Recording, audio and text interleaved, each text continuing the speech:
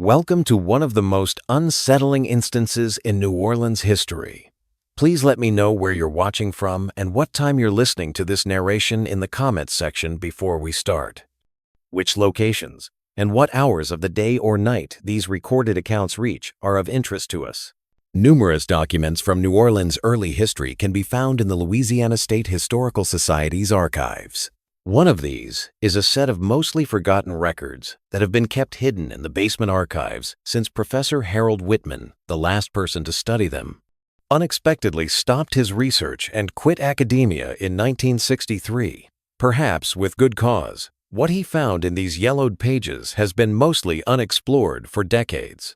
The narrative starts in the early spring of 1832, when New Orleans, a thriving port city, was expanding at a rate never seen before. The city was a cultural melting pot of French, Spanish, American, and African influences, and the Louisiana Purchase had not yet been completed for 30 years. With commodities coming in from all over the world, and cotton and sugar exports flowing out, the port was a hive of activity day and night. Every day, fortunes were made and lost at the counting houses and on the docks. It was a period of ambition, opportunity, and frequently brutal rivalry.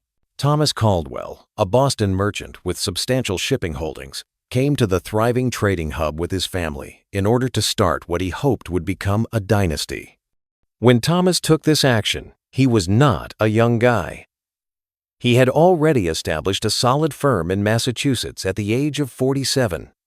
But the allure of the rapidly expanding trade in New Orleans was too much to refuse. Before deciding to transfer, Thomas had spent about 3 years organizing this move, building relationships, and negotiating contracts, according to business correspondence kept in the city archives. In what is now the Garden District, the Caldwell family acquired a sizable property on the edge of the French Quarter. Built in the late 1700s by a French trader named Jacques Beaumont, who had left quickly after a financial controversy, the mansion was already old by today's standards. The property had changed ownership at least 4 times in the 30 years prior to the Caldwell's arrival, according to Orleans parish records, and no family had occupied it for more than 6 years. This property is especially interesting because, based on tax assessments from 1798 to 1830, it continuously sold for far less than similar homes in the neighborhood. Even though it was in an excellent position and was quite large, the property had certain undesirable features that the buyer has been made aware of, according to notes in the margins of the 1817 sale records, but no further explanation is given. Thomas, his wife Eleanor, their 3 children, James, age 17, Catherine, age 15, and infant William, age 8, as well as 4 domestic helpers, made up the Caldwell household. Elijah, a free man of color who worked as a coachman and general handyman. Marie, a local woman hired to cook. Isabel, a young woman who helped with housekeeping. And Martha, a Virginia native who had been with the family for almost 20 years. Were among the servants. Eleanor Caldwell was descended from a well-known Boston family with strong ties to the shipping sector. The marriage was essentially a commercial arrangement as much as a love one, because her father, Richard Harrington, had contributed to Thomas's early business endeavors. Eleanor had been adamantly against the relocation to New Orleans, wanting to preserve their established status in Boston society, according to Martha's subsequent statement. When the decision to move was made, Martha said, "Mrs. Caldwell cried for days. She said Boston was civilized and New Orleans was still half wild." The oldest child, James, was getting ready to enroll at Harvard when his father's intentions took a different turn. His personal diaries, which were retrieved following the events of 1833, show a young man divided between joy about the business opportunities New Orleans presented and frustration about the interference with his scholastic goals. According to her teachers, Catherine was exceptionally intelligent and curious. She had been learning music and French, which Thomas promised would be useful in their new residence. Perhaps the only family member who was truly excited about the move was young William, who was still at a stage in life when adventure was more important than a sense of place. Over the course of the following 11 months, one of the most upsetting family breakups ever recorded in the lengthy history of tragedy in New Orleans would take place. However, in contrast to many stories about the city's sinister past, this one is completely devoid of supernatural themes, vengeful spirits, and voodoo curses. Possibly the most horrifying of all, the evil that transpired at the Caldwell home was wholly human in origin. Given the high water table in New Orleans, the Caldwell residence was a two-story building with a partial basement, which was uncommon for the city. According to architectural documents submitted to the city in 1798, this basement was specifically planned with sophisticated drainage systems to avoid floods. Although a 1952 letter from Beaumont to his architect indicated the necessity for special accommodations below ground without providing any details, it is unclear from the preserved documents why the original owner insisted on such a complex and costly feature. Perched on almost 2 acres of land, the grounds appeared continuously shaded, even during the middle of the day, by oak trees covered with Spanish moss. Unusual for the period, and indicating a desire for privacy beyond the ordinary, a brick wall surrounded the property. Architectural historians have pointed out that, in contrast to most New Orleans homes of the time, the Beaumont Caldwell house had a very small number of windows, especially on the north side facing the garden, where the well was situated. The house itself had a broad gallery porch that was characteristic of the area. Boston merchant Thomas Caldwell and family have taken residence at the old Beaumont property. Mr. Caldwell brings considerable business interest to our fair city and was received warmly by the Merchant Association yesterday evening. The Louisiana Courier's Society pages briefly reported the family's arrival on Castry. March 12, 1832. Eleanor attended a ladies' tea, where she was described as reserved but well-mannered, if somewhat pale and tired from the journey south. The family adapted to what seemed to be a typical schedule throughout the first few weeks. Eleanor started forming station-appropriate social networks. Thomas set up his office close to the port, and plans were formed for the children's schooling. James was to continue his education with a private tutor while working as an apprentice in his father's company. Catherine was sent to a reputable French teacher, Madame Devar, whose files record that the girl showed exceptional aptitude but a curious distraction that occasionally interrupts her studies. William was sent to the Episcopal Parish School to study under Reverend Stillman, where he first impressed as a lively and inquisitive pupil. Martha's later evidence, which the investigating magistrate recorded, states that the first indication that something was wrong occurred in late April, just 6 weeks after they arrived. Young William started to object to sleeping in his second-floor bedroom. Eleanor rejected his anxieties as immature fantasy, and Thomas told Elijah to look for rodents, but when asked why, he would only answer that he heard scratching at night, like rats in the walls. Elijah said he saw nothing out of the ordinary, although he did observe that the walls in William's room seemed damper than they ought to be, given we'd had no rain for near 2 weeks. William's distress persisted, though, and after being reprimanded several times for it, he began sleeping on a settee in the drawing room within a week. Martha observed that the youngster had black circles under his eyes and seemed to be getting more and more tired.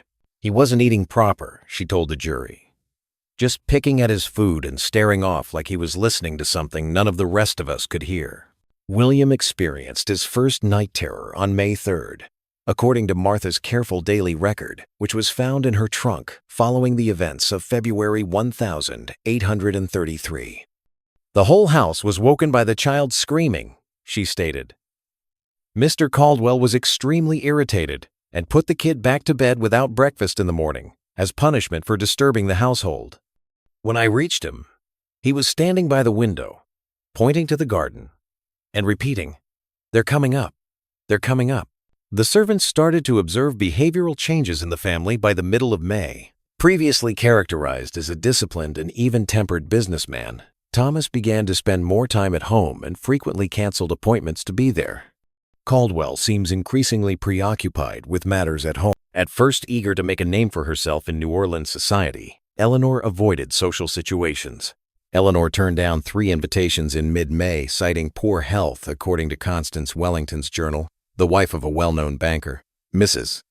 Caldwell was seen at the market yesterday looking perfectly well, said Constance. So one must wonder if there is some other reason for her sudden reclusiveness. James and Catherine also started to withdraw more and more. Thomas began to justify James's absences from the counting house, and James's attendance became erratic. By the end of May, Catherine had completely stopped taking lessons from Madame Devore. Your daughter exhibits signs of nervous exhaustion that go beyond typical girlish sensibilities. I recommend consultation with a physician and a regimen of fresh air and gentle exercise, the instructor writes in a note to Eleanor that has survived in the family archives. The chef Marie said the family meals became quiet.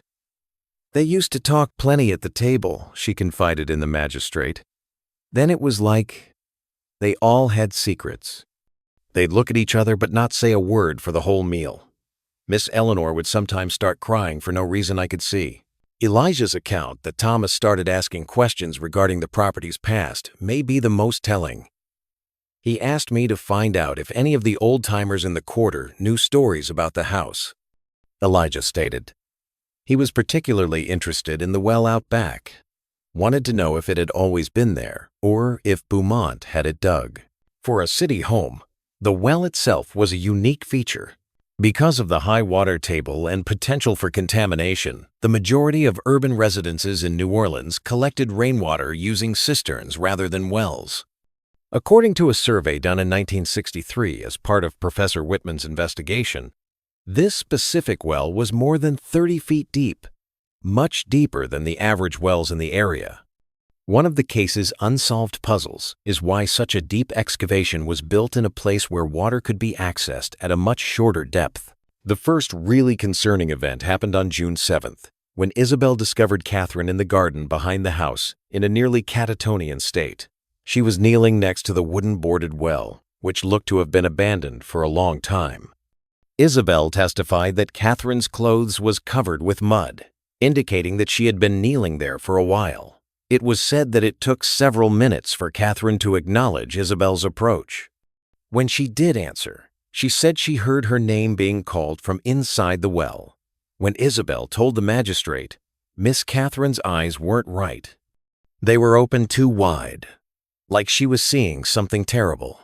When she finally spoke, her voice was strange, deeper than usual. She said, "They know my name." Isabel, how do they know my name?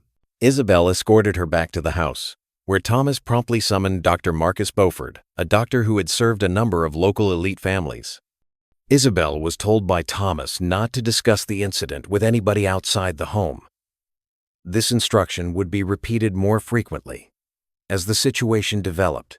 According to Dr. Beaufort's documents, which are kept in the archives of the Louisiana Medical Society, he diagnosed Catherine with nervous exhaustion and recommended bed rest and a tonic made mostly of laudanum, which was a popular remedy for anxiety at the time. However, his private notes, which were found in 1952 while his papers were being cataloged, reveal a different worry.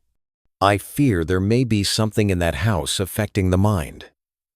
The Caldwell girl presents symptoms not unlike those I observed in the Raymond child in 27. The same vacant stare, the same preoccupation with sounds no one else perceives. An intriguing comparison can be found in the Raymond instance that Dr. Beaufort mentioned.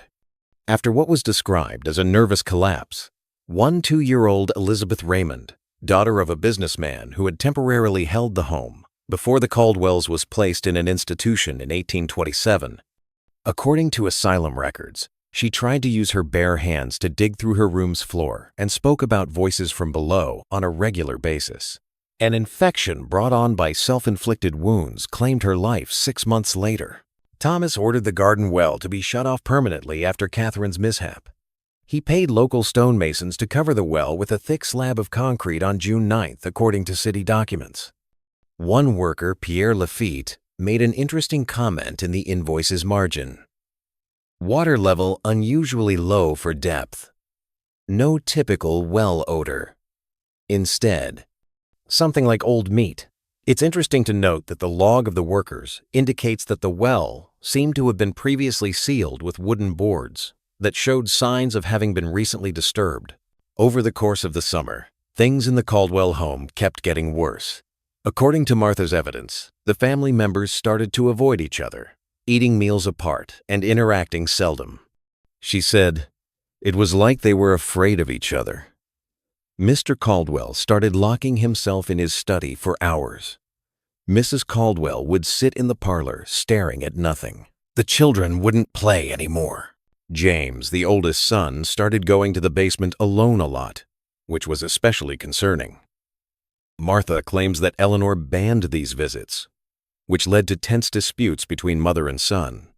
James allegedly yelled, "Someone has to know what's down there," during one such altercation in early August before hurriedly leaving the residence. After a few hours, dirty and unkempt, he came back without revealing his whereabouts. In 1963, a journal thought to have belonged to James was found in a hole under a floorboard in what had been his bedroom. The late July and early August posts show a young man who is becoming more and more fixated on the property's past. A particularly disturbing section begins. "I've spoken with old Claude, who sells fish near the market. He remembers stories his grandfather told about this place before Beaumont even owned it. He says the French call this area La Bouche de Terre, the mouth of the earth. He refused to tell me why. By September, the servants were complaining of odd nighttime sounds coming from all over the house. Not the scratching William had mentioned, but a low, continuous pounding sound that seemed as though it came from under the flooring." Elijah, who took great satisfaction in his ability to be realistic, looked down the basement several times, but was unable to find anything that might account for the sounds. He stated in his testimony, "I ain't a man who scares easy, but there was something not right about that basement. It was always cold down there, even in August heat, and sometimes I'd swear something moved just outside my vision." Early in September, Marie reported another strange event.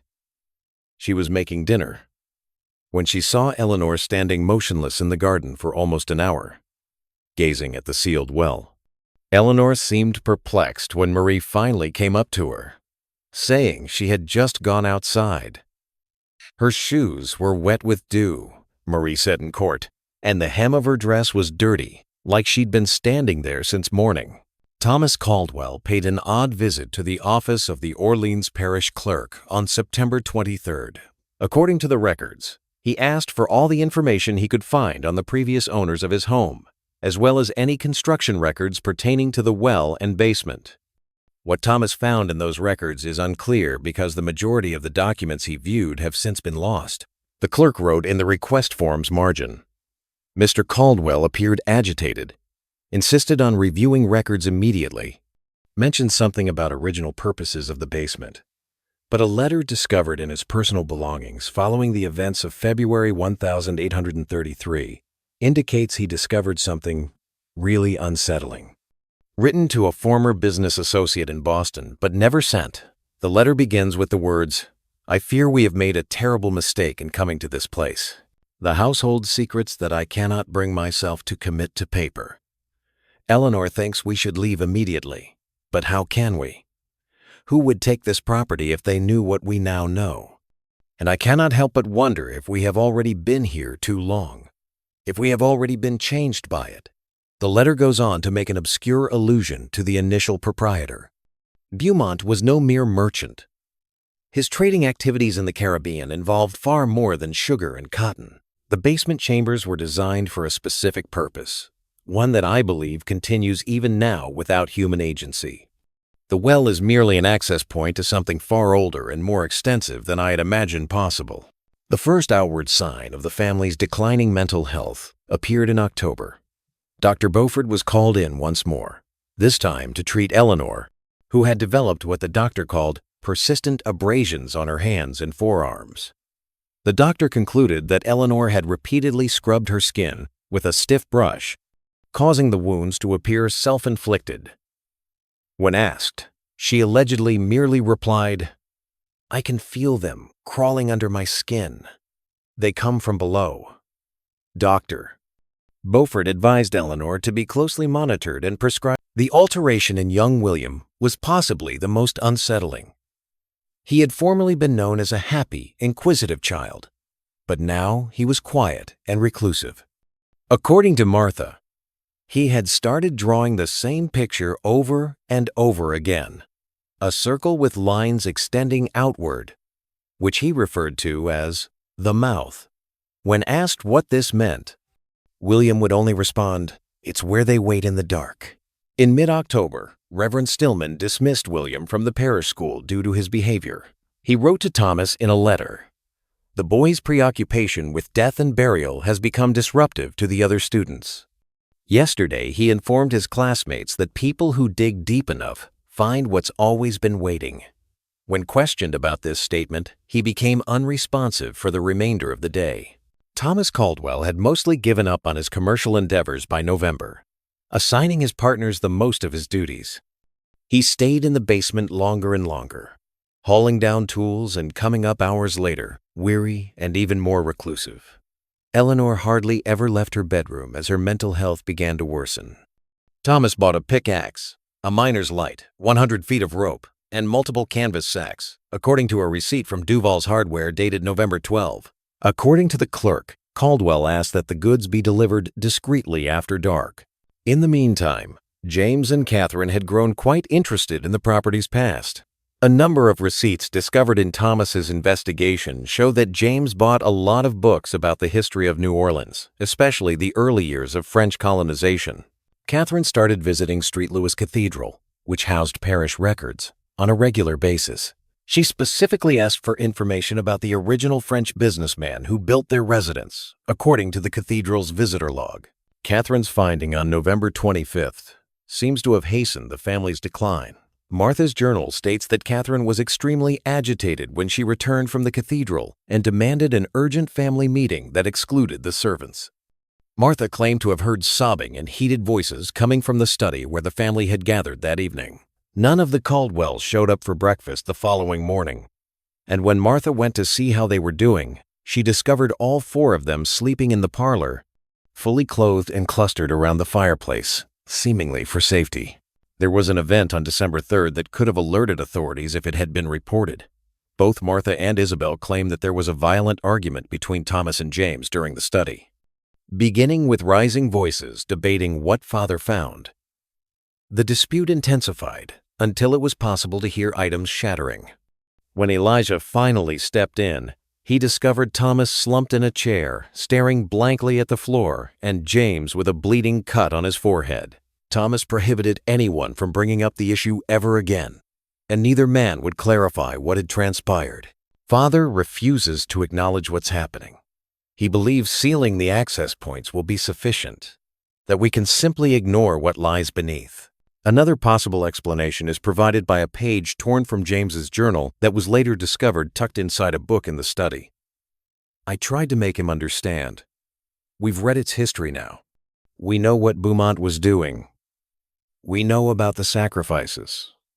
The thing below has been fed for too long to simply go back to sleep.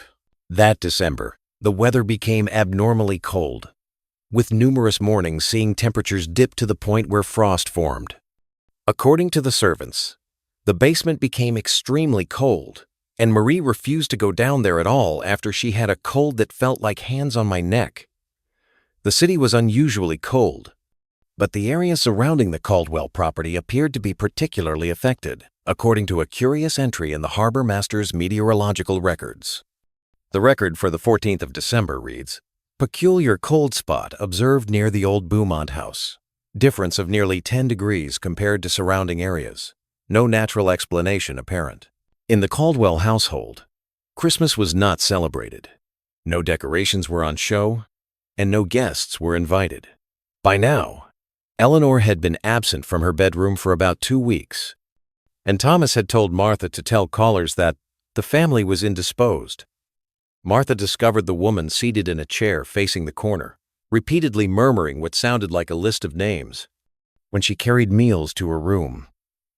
The behavior of William, who had started sleepwalking, was the most worrisome. Elijah discovered the youngster standing in the garden close to the sealed well, barefoot in spite of the cold, staring at the concrete cap for 3 nights in a row. William never woke when he was led back inside, but he would always utter the same thing. "They're hungry again." There seemed to be a startling improvement in the new year of 1833. After 3 days of isolation, Thomas came out of his study on January 4th and declared that the family would be going back to Boston as soon as possible. He told Martha, "We've been mistaken about many things. It's time to leave this all behind."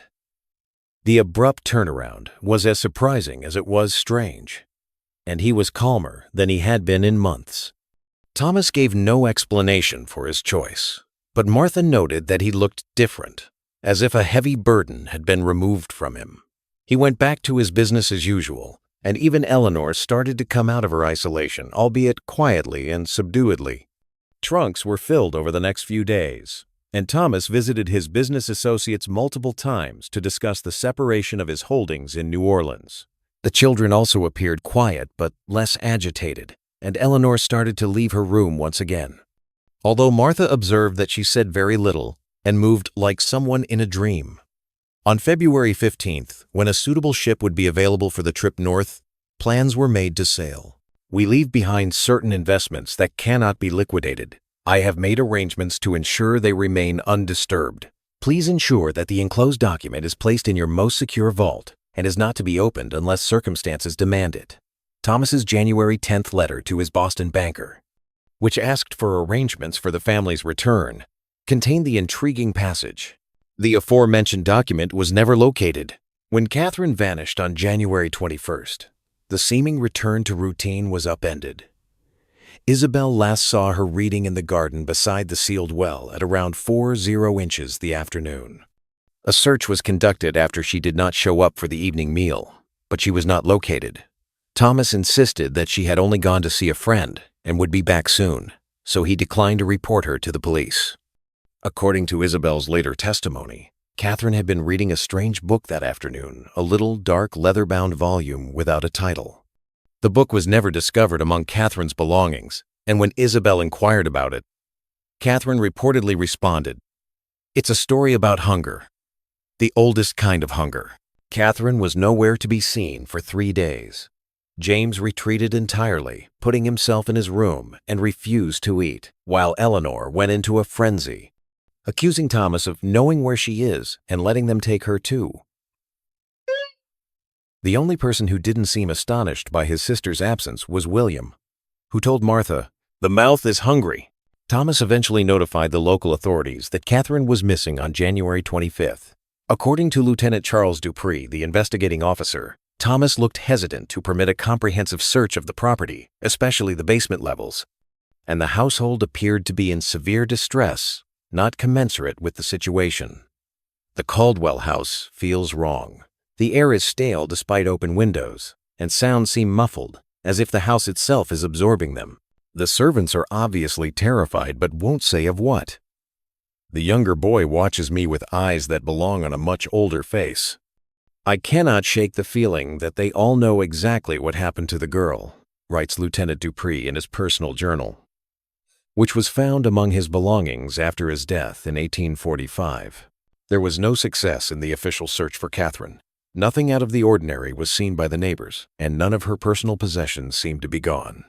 Thomas declined to access the sealed well, stating that it was unsafe and unrelated to Catherine's abduction, which Lieutenant Dupree saw suspiciously. In his account, Dupree wrote, "Mr. Caldwell becomes visibly agitated when the well is mentioned. When I suggested breaking the seal to check inside, he became nearly violent in his refusal." His explanation that the well was condemned due to contamination seems plausible, but his reaction suggests there may be more to the story. The household was at a breaking point as January turned into February. James stared at the shuttered well in the garden for hours, while Eleanor now refused to leave her room at all. Thomas was still getting ready for their trip, but much less urgently now. Martha testified that the most upsetting thing was that William had started talking to someone he referred to as the dweller below, engaging in one-sided discussions when he believed no one was paying attention. William stood by the basement door for nearly half an hour today, whispering. When I finally came close enough to hear, he was saying, Yes, I know they're leaving. No, I won't tell. Yes, I understand what must happen first. Martha wrote a fragment of one such conversation in her journal, which states that when he saw me, he smiled in a way that made my blood run cold. The events of the 10th of February, 1833, are still somewhat hazy because of contradictory accounts and unfilled documents. We do know, however, that Elijah was awakened by the sound of smashing glass at around 11 p.m. After looking into it, he found the basement door open and a lamp glowing at the top of the steps. Carefully descending, he discovered James and Thomas working against the basement's far wall on what looked like excavation work. Elijah testified that both Thomas and James looked, not themselves, working methodically despite being covered in dirt and obviously fatigued, and that a large hole had been cut in the stonework to disclose what he called a passage leading downward, like a tunnel. Neither man acknowledged Elijah's presence or answered his words. What was most unsettling, according to Elijah, was that they were chanting something together in a phrase that sounded like French, but that he was unable to understand. Elijah went back upstairs to wake Martha and talk about what to do because he was disturbed. Eleanor came out of her room for the first time in days while they were meeting. She strolled by them and down the basement steps without saying anything. When Martha and Elijah arrived, they discovered the basement was now deserted. There was still the hole in the wall, but there was no sign of Eleanor, James, or Thomas. Elijah decided to take William and leave the house at this point. He roused the boy, covered him with a blanket, and carried him about half a mile to Dr. Beaufort's house. Their arrival is noted in the doctor's journal shortly after midnight. Elijah appeared at my door in a state of extreme agitation, carrying the Caldwell boy, who seemed drugged or in a trance-like state. Their tale was so disturbing that I felt compelled to return to the house with them, bringing my medical bag and my pistol. Elijah's conversation with Dr. Beaufort is not explicitly documented, but a later entry in the doctor's journal implies that it involved more than just the excavation. If even half of what Elijah described is accurate, the Caldwell family has uncovered something that defies rational explanation. Around 1 a.m., Dr. Beaufort, Elijah, and two neighbors that the doctor had woken up returned to the Caldwell home. The party went down to the basement, where they found the wall passageway now completely uncovered, and found Martha and Marie huddled in the kitchen, scared by what they described as inhuman wailing coming from beneath the house. What happened next is described in Dr. Beaufort's journal entry dated February 11th.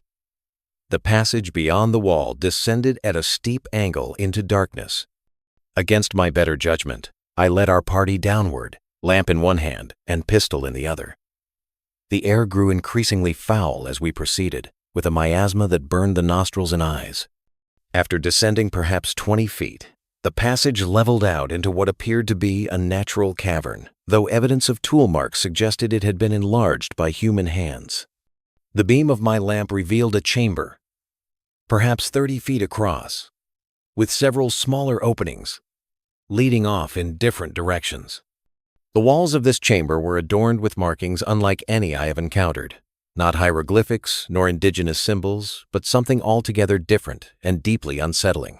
They seemed to shift slightly when viewed directly, an effect I attribute to the poor light and noxious air. In the center of this chamber, we discovered the missing Caldwell family, Thomas, Eleanor, James, and most shockingly, Catherine, who had been presumed missing for over 2 weeks. They were kneeling in a circle around what appeared to be an ancient well shaft much older than the house above, its stones bearing markings similar to those on the walls. None of the family responded to our calls.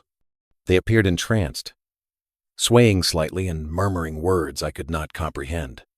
Most disturbingly, each of them was engaged in the same activity, using small knives to make incisions in their own palms, allowing blood to drip into the open well.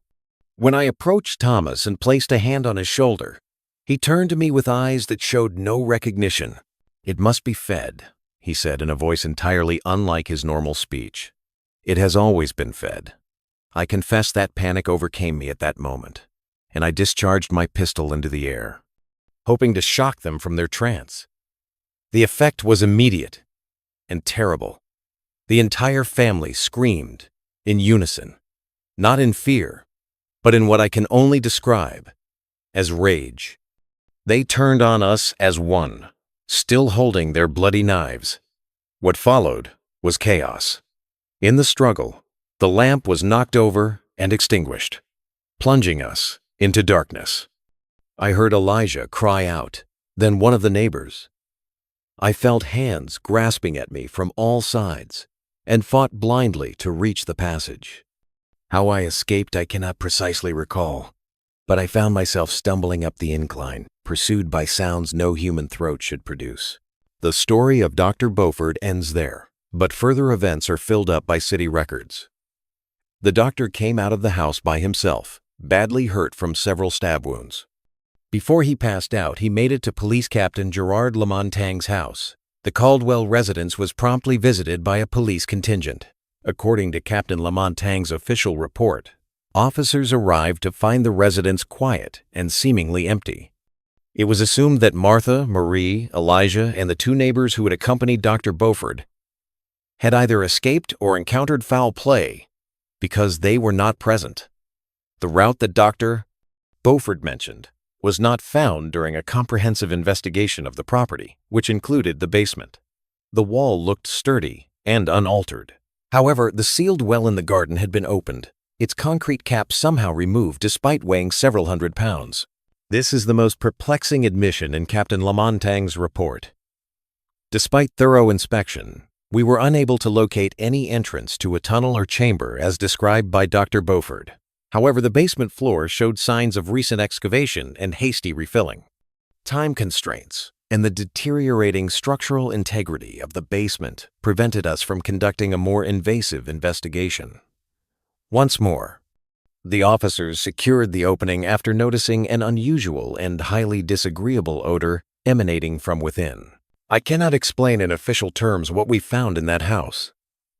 The symbols carved into the basement walls defy description, and the well in the garden appears to be far deeper than should be possible given the water table in this area.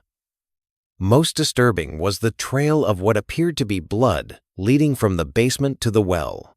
Though no bodies were discovered, I recommend the property be condemned and demolished and the ground left undisturbed. Reads a private letter from Lamontagne to the mayor that was never formally filed but was found in the mayor's personal papers in 1890. The Caldwell family was never located.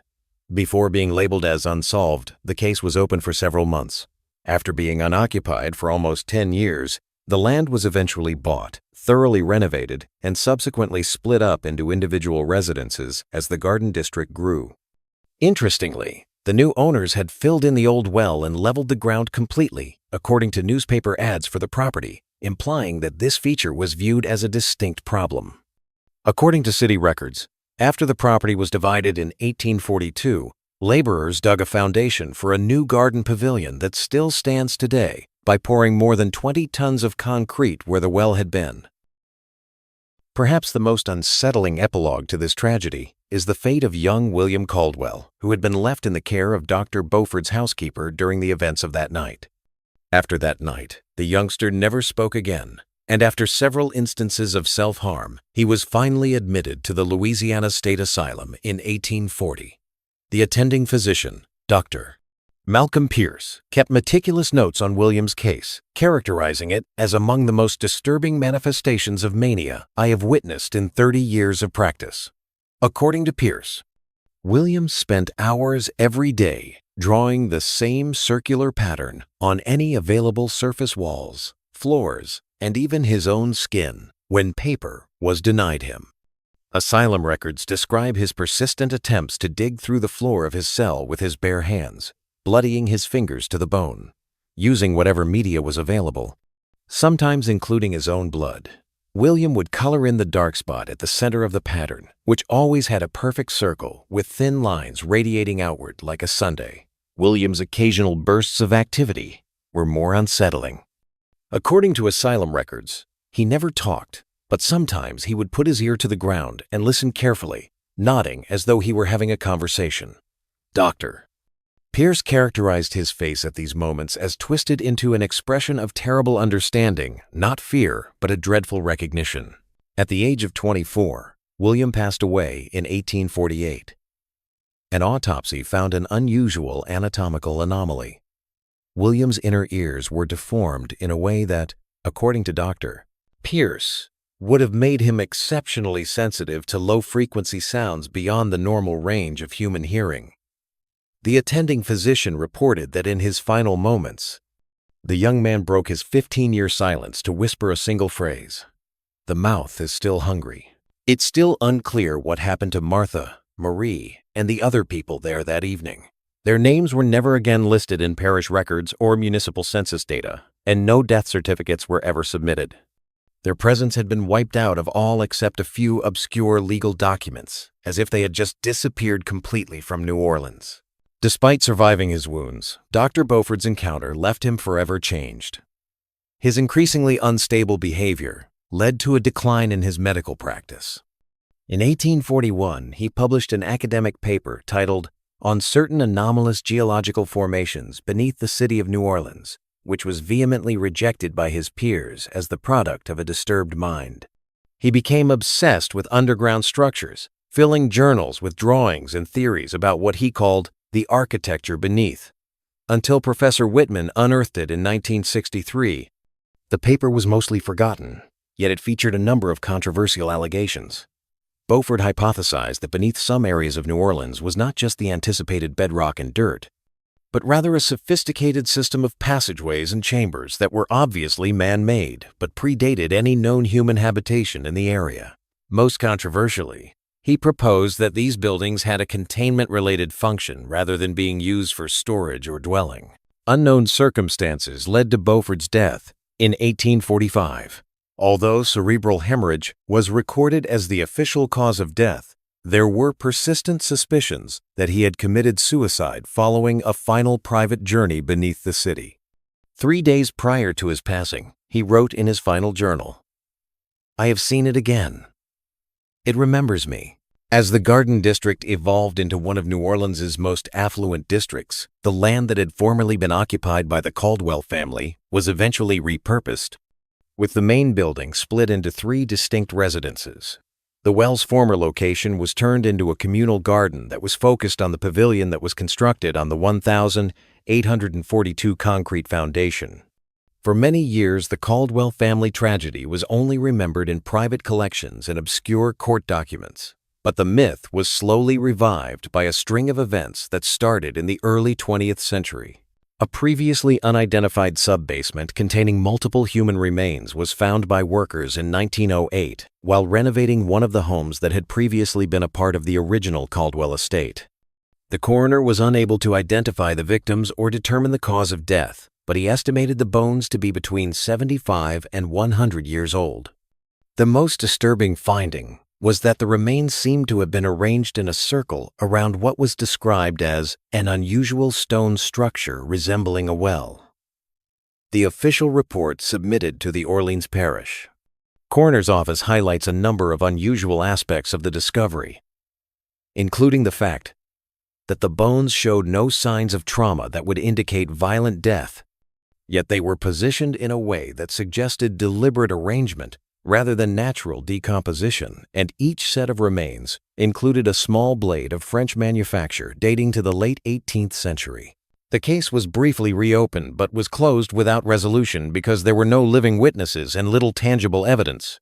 Before building started up again, the sub-basement was filled with concrete, and the remnants were buried in Lafayette Cemetery. Edward Hathaway, the owner of the property, asked that the discovery not be reported in the media out of concern for the neighborhood's real estate prices. But Hathaway's deeper worries are revealed in his private letters, which his granddaughter donated to the Historical Society in 1952. The arrangement of those poor souls suggests not a criminal act, but some manner of ritual. The expressions frozen on those skulls haunt my dreams, a rictus of ecstasy rather than pain. What compelled them to gather thus? And what purpose did the central structure serve? I have ordered the chamber sealed, not merely for propriety's sake, but because I cannot shake the feeling that something down there was disturbed by our intrusion. Marion Lefevre, a graduate student at Tulane University, studied the architectural oddities of Garden District basements for her thesis in 1924. Although she was unaware of the property's past, she observed that all of the homes constructed on the former Caldwell estate had one peculiarity in common. Regardless of the humidity or outside temperature, their basements were noticeably colder than those of the nearby residences. Lefevre recorded temperature variations of up to 15 degrees Fahrenheit using thermometers positioned at different points, with the coldest areas always being concentrated around the garden pavilion. Her thesis came to the conclusion that the anomaly might be explained by a geological feature beneath the land, possibly an underground stream or a pocket of compacted clay. The most noteworthy part of her research was a footnote in which she described speaking with an elderly groundskeeper who had been caring for the garden since the 1,880 seconds. She wrote that the man would not come near the pavilion after sundown, saying that when it was quiet, one could hear something moving below, like water but thicker, flowing against its natural course. In 1937, the pavilion itself was the scene of yet another unsettling incident. The Reynolds family, who at the time owned one of the separated estates, threw a garden party when their 5-year-old daughter vanished for a few hours. No one knew how she got into the locked pavilion, but when she was eventually found, she was inside. A worried relative filed a police report, stating that the child had been speaking to the hungry people underneath who wanted her to open the door that was sealed long ago. The Reynolds family soon left, and the pavilion was boarded up for a number of years before being restored in the 1,940 seconds as part of a neighborhood beautification project.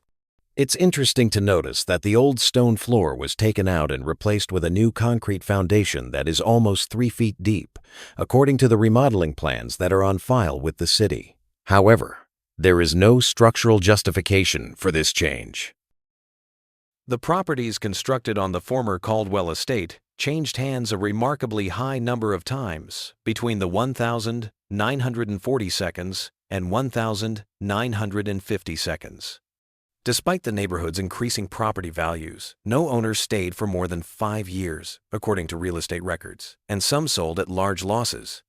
During a 1975 lawsuit, comments found in the files of real estate brokers indicate that complaints of unusual noises, persistent cold spots, and disturbances in the garden area may have contributed to the high turnover. Unusual drainage problems in the block where the Caldwell property had been located were reported to the city's Water Management Department in 1957. Engineers found that the water flow in the region appeared to be pulled toward the center of the former Caldwell garden following patterns that defied gravity. Although no cause could be identified, considerable effort was made to strengthen sewer systems and reroute drainage. In unofficial notes given to Professor Whitman in 1963, the maintenance supervisor reported discovering the original drainage system installed in 1798, never seen anything like it. Not designed to keep water out, but to channel it inward toward a central point, more like a funnel than a drain. And the materials. Some of those pipes were made of a stone I couldn't identify, carved with markings that didn't match any architectural style I've ever encountered. As part of a larger investigation into New Orleans' historic crimes, Professor Harold Whitman of Tulane University started looking into the Caldwell event in 1963. He carried out small-scale excavations close to the original property line with the consent of the present owners, paying special attention to the region around the garden pavilion. Partially healed from his sudden departure from the institution, Whitman's study notes show a systematic examination that eventually took a more unsettling turn. Historical records and unusual architectural features are the main topics of his early entries, but by the third month, his priorities had drastically changed. A 1,963 entry from July 17th indicates this modification. The core samples from beneath the pavilion foundation contain organic material unlike anything I expected. Dr. Reinhardt in biology suggests it may be some form of fungal growth, but it matches no known species. More troubling is that samples taken on 3 consecutive days show consistent movement within the material, always toward the center point of what would have been the original well location. From Williams' drawings to the arrangement of bones found in 1908 to the radiation pattern of the cold spots Lefevre had mapped in 1924, the following entries detail Whitman's developing fixation with the circular patterns that appeared constantly in papers pertaining to the Caldwell case.